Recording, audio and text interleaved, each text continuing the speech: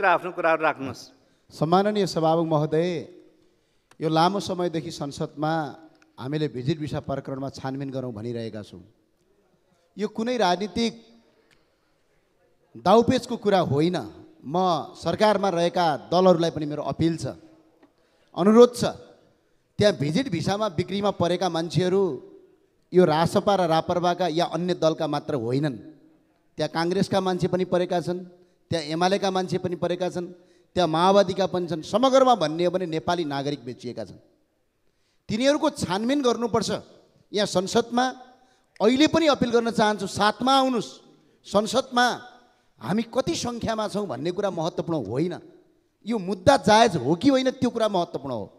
अहिले हेर्नेलाई गर्नेलाई भन्दा देख्नेलाई लाज भइसकेको छ। संसदमा त तपाईँ हामी एक अर्काप्रति आरोप र प्रत्यारोप लगाउँला, तर नेपाली जनताले चाहिँ यसको फैसला गर्छन्। जनताले चाहिँ के भन्ने? आज यो ठुलो एउटा जटिल समस्याका रूपमा अगाडि परेको छ। आज दुबई, कतार, साउदी अरबमा जानुस् त, आज दिदीबहिनीहरूलाई बन्धक बनाइएको छ। 75,000 भन्दा बढी दिदीबहिनीहरूलाई आज दुबईमा बन्धक बनाइएको छ यो भिजिट भिसामा लगेर। आज उनीहरूको चित्कार हामीले सुन्नुपर्छ कि पर्दैन? आज ती भिजिट भिसा प्रकरणमा तल जरोदेखि टुप्पोसम्म छानबिन हुनुपर्छ कि पर्दैन?